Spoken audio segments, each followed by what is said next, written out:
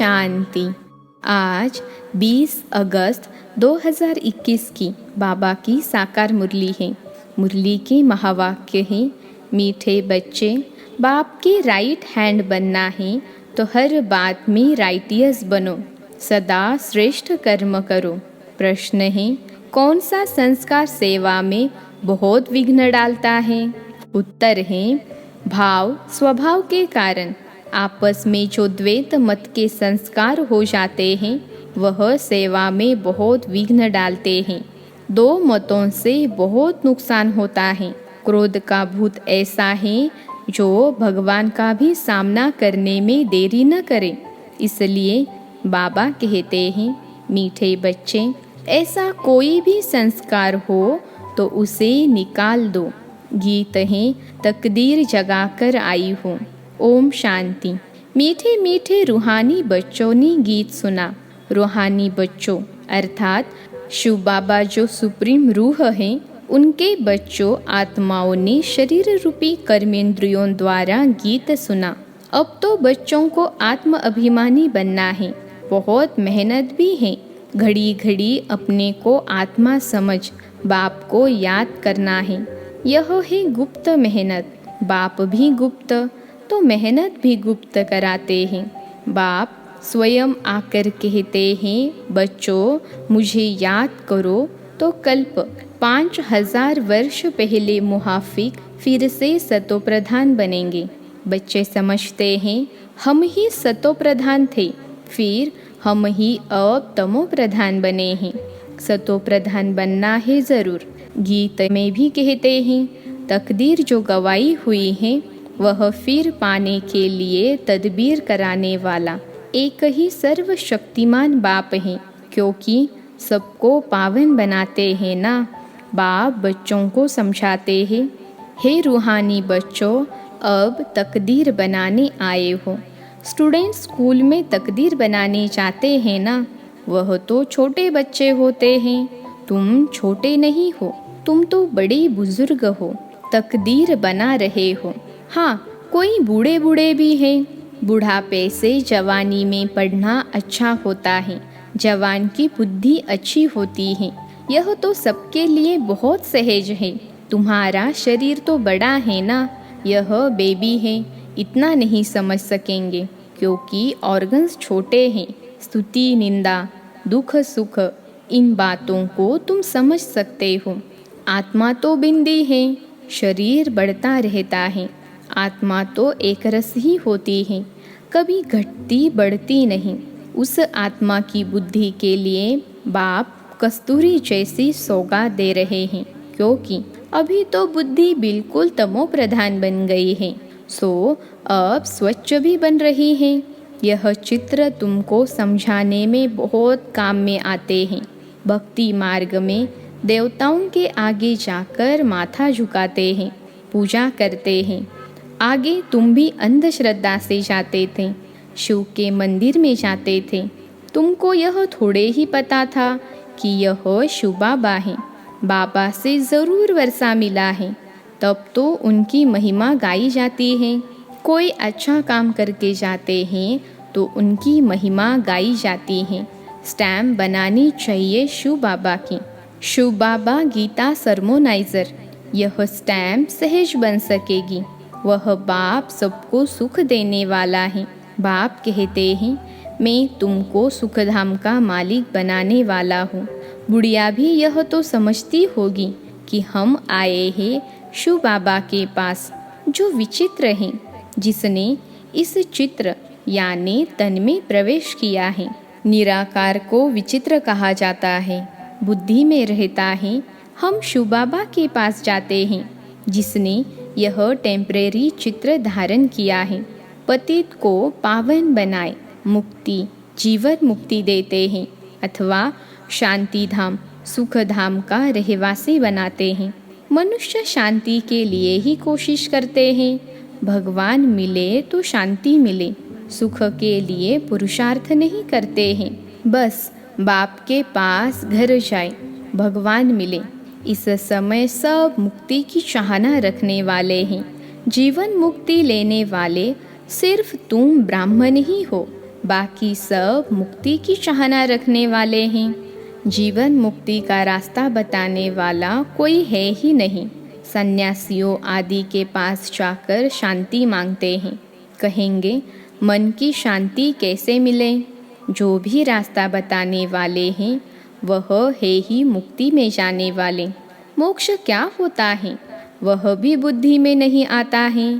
तंग होकर कहते हैं मुक्ति में जाए तो अच्छा है। वास्तव में मुक्ति धाम है आत्माओं के रहने का स्थान। इतने सेंटर्स पर बच्चे हैं। सब जानते हैं कि हम नई दुनिया के लिए राज्य भाग्य लेते हैं। बाबा हमको नई दुनिया का राज्य देते हैं। कहाँ देंगे? नई दुनिया में देंगे व पुरानी दुनिया में देंगे। बाप कहते हैं मैं संगम पर आता हूँ। मैं न सतयुग में न कलयुग में आता हूँ, दोनों के बीच में आता हूँ। बाप तो सबको सद्गति देंगे ना, ऐसे तो नहीं दुर्गति में छोड़ जाएंगे। सद्गति और दुर्गति इकट्ठे नहीं रह सकते। बच्चे जानते हैं यह पुरानी दुनिया विनाश होनी है, इसलिए इनसे प्यार नहीं रखना है। बुद्धि कहती है बरोबर, अभी हम संगम युग पर हैं। यह दुनिया बदलने वाली है। अब बाप आया हुआ है। बाप कहते हैं मैं कल्प कल्प संगम पर आता हूँ। तुमको दुख से छुड़ाए हरि के द्वार ले जाता हूँ। यह ज्ञान की बात है। हरिद्वार कृष्ण का द्वार अर्थात कृष्णपुरी को कहा जाता है। अच्छा, उनके पीछे फिर लक्ष्मण झूला लगा दिया है। पहले हरिद्वार आएगा। सतयुग को हरिद्वार कहा जाता है। फिर राम लक्ष्मण आदि दिखाते हैं। वह बात कोई है नहीं, वह तो बनाई हुई बात है। राम को कितने भाई दे दिए हैं? 4 भाई तो होते नहीं, 4 8 भाई तो यहाँ होते हैं। एक तरफ है ईश्वरीय संतान, दूसरे तरफ है आसुरी संतान। अभी तुम जानते हो शिव बाबा ब्रह्मा तन में आए हैं। शिव बाबा हैं, ब्रह्मा हैं दादा, प्रजापिता हैं। वह आत्माओं का पिता तो अनादि हैं। इस समय ब्राह्मणों को रचते हैं। ऐसे नहीं कि शिव बाबा सालिग्राम को रचते हैं। नहीं, सालिग्राम तो अविनाशी ही है। सिर्फ बाप आकर पवित्र बनाते हैं। जब तक आत्मा पवित्र नहीं बनी है तब तक शरीर कैसे पवित्र बन सकता? हम आत्माएं पवित्र थी तो सतो प्रधान थी। अभी अपवित्र तमो प्रधान है। फिर सतो प्रधान कैसे बने? यह तो सहज समझ की बात है। तुम इस समय खाद पड़ने से पति तमो प्रधान हो गए हो। अब फिर सतो प्रधान बनना है। हिसाब किताब चुकतू कर सब शांति धाम व सुख धाम में आएंगे। आत्माएं निराकारी घर से कैसे आती हैं? उनकी यादगार भी क्रिश्चियन लोग झाड़ में बल्ब लगाकर मनाते हैं। तुम जानते हो यह सभी धर्मों की अलग अलग शाखाएं हैं। वहाँ से आत्माएं कैसे नंबरवार नीचे उतरती हैं, यह नॉलेज तुमको मिल गई है। हम आत्माओं का घर शांति धाम है।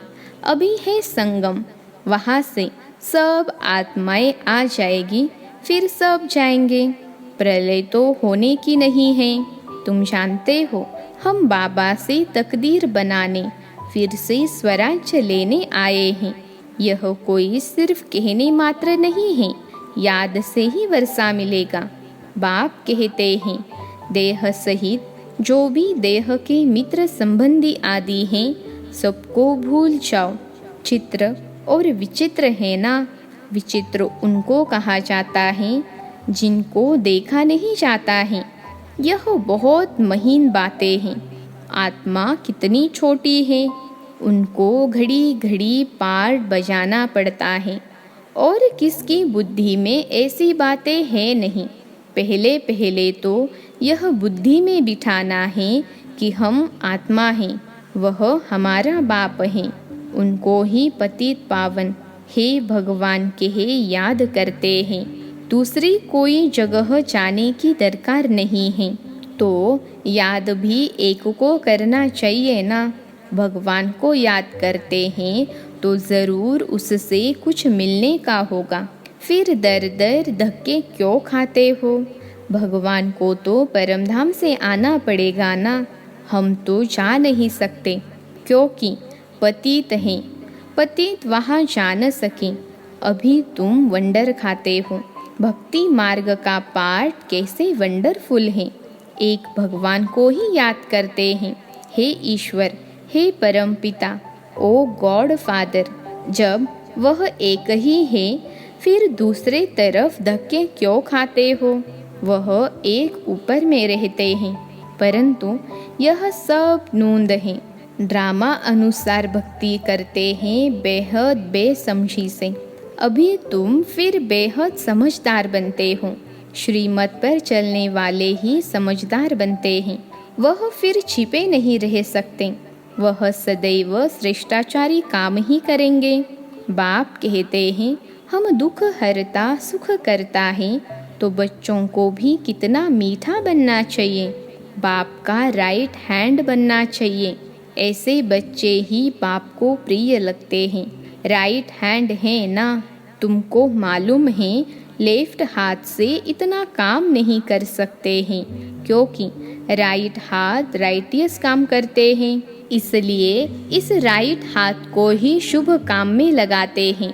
पूजा हमेशा राइट हैंड से करते हैं। बाप कहते हैं हर बात में राइटियस बनो। बाप मिला है तो खुशी होनी चाहिए। बाप कहते हैं माँ में कम याद करो तो फिर अंतमति सो गति हो जाएगी।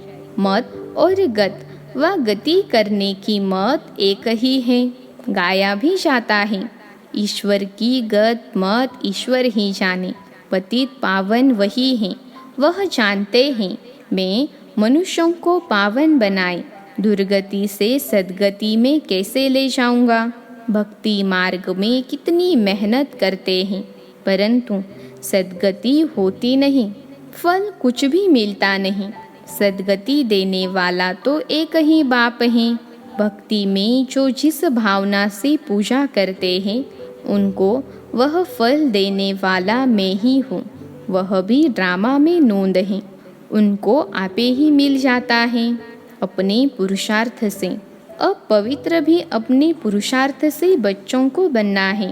बाप कहते हैं मीठे मीठे बाप को याद करो, वही सर्वशक्तिमान ऑलमाइटी अथॉरिटी कितना अच्छा बनाते हैं। तुम सब कुछ जान चुके हो, फिर बाप से वर्षा ले रहे हो। रचयिता और रचना की नॉलेज तुम्हारी बुद्धि में है। तुम जानते हो यह नॉलेज हमारे में नहीं थी। यज्ञ तप आदि करना, शास्त्र आदि सुनना, यह है शास्त्रों की नॉलेज। उनको भक्ति कहा जाता। उसमें एम ऑब्जेक्ट कुछ है नहीं। पढ़ाई में एम ऑब्जेक्ट रहती है। कोई न कोई प्रकार की नॉलेज होती है। हमको पतित से पावन बनने की नॉलेज पतित पावन बाप ने दी है। सृष्टि के आदि मध्य अंत की नॉलेज बाप ने दी है। यह सृष्टि चक्र कैसे फिरता है, इसमें सभी एक्टर्स पार्टधारी हैं। यह अनादि नाटक बना हुआ है। यह बेहद की नॉलेज तो ज़रूर होनी चाहिए। तुम बच्चे जानते हो अभी हम घोर अंधियारे से निकल घोर सोजरे में जा रहे हैं। तुम अभी देवता बन रहे हो। यह भी समझाना है कि आदि सनातन तो देवी देवता धर्म है, जिसे हिंदू धर्म कह दिया है। धीरे धीरे यह बात भी समझ जाएंगे। बच्चों को खड़ा होना चाहिए। इसमें तो ढेर बच्चे चाहिए। दिल्ली में कॉन्फ्रेंस करनी पड़े। परिस्तान भी दिल्ली को कहा जाता है। यही जमुना का कंठा था। दिल्ली कैपिटल है। बहुतों के हाथ आई है। देवताओं की कैपिटल भी यह थी।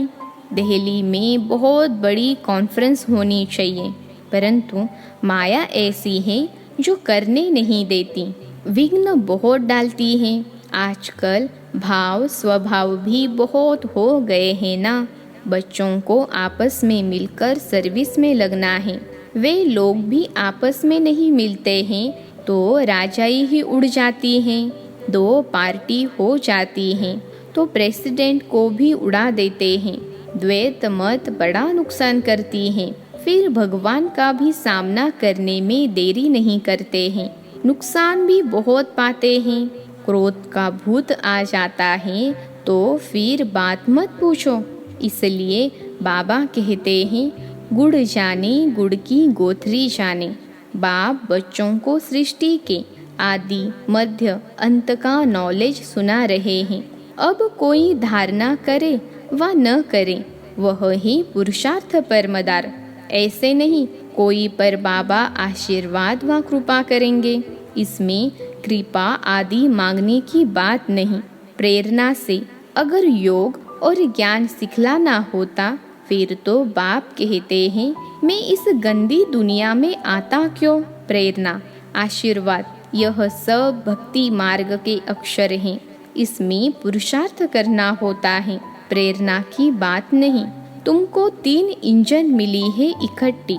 वहाँ तो बाप अलग टीचर अलग मिलता है, गुरु पिछाड़ी में मिलता है। यहाँ तो यह तीनों ही इकट्ठे हैं। बाप कहते हैं, मैं तुमको पूज्य बनाता हूँ, तुम फिर पुजारी बन जाएंगे। बड़ा युक्ति से समझाना है, ऐसा न हो कोई बेहोश हो जाए। पहले पहले मुख्य है 2 बाप की बात। भगवान बाप हैं, उनका जन्म शिव जयंती भी यहाँ मनाते हैं। जरूर स्वर्ग का मालिक बनाते होंगे। भारत में ही स्वर्ग था, अभी नरक के विनाश लिए महाभारत लड़ाई खड़ी है। जरूर बाप नई दुनिया की स्थापना कराने वाला भी है। बाप की श्रीमत पर ही हम कहते हैं कि भारत को हम पावन बनाकर ही छोड़ेंगे। अच्छा, मीठे मीठे सिखिलते बच्चों प्रति माता पिता बाप दादा का याद प्यार और गुड मॉर्निंग। रूहानी बाप की रूहानी बच्चों को नमस्ते। हम रूहानी बच्चों की रूहानी माता पिता बाप दादा को याद प्यार गुड मॉर्निंग और नमस्ते बाबा नमस्ते। धारणा के लिए मुख्य सार। पहली पॉइंट है, जैसे बाप दुख हरता सुख करता है ऐसे बाप समान बनना है, बहुत मीठा बनना है। सदा शुभ काम करके राइट हैंड बन जाना है। दूसरी पॉइंट है, कभी 2 मतें नहीं बनानी है। भाव स्वभाव में आकर 1-2 का सामना नहीं करना है। क्रोध का भूत निकाल देना है। आज का वरदान है, फरियाद को याद में परिवर्तन करने वाले स्वतः और निरंतर योगी भव। फरियाद को याद में परिवर्तन करने वाले स्वतः और निरंतर योगी भव। विश्लेषण है, संगम युग की विशेषता है अभी अभी पुरुषार्थ, अभी अभी प्रत्यक्ष फल, अभी स्मृति स्वरूप, अभी प्राप्ति का अनुभव।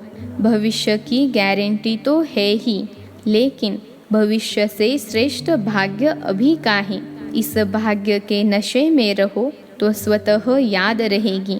जहाँ याद है वहाँ फरियाद नहीं। क्या करें कैसे करें यह होता नहीं है। थोड़ी मदद दे दो, यह है फरियाद। तो फरियाद को छोड़कर स्वतः योगी निरंतर योगी बनो। आज का स्लोगन है, जो स्वयं को मेहमान समझकर चलते हैं वही महान स्थिति का अनुभव करते हैं। जो स्वयं को मेहमान समझकर चलते हैं वही महान स्थिति का अनुभव करते हैं। अच्छा, ओम शांति।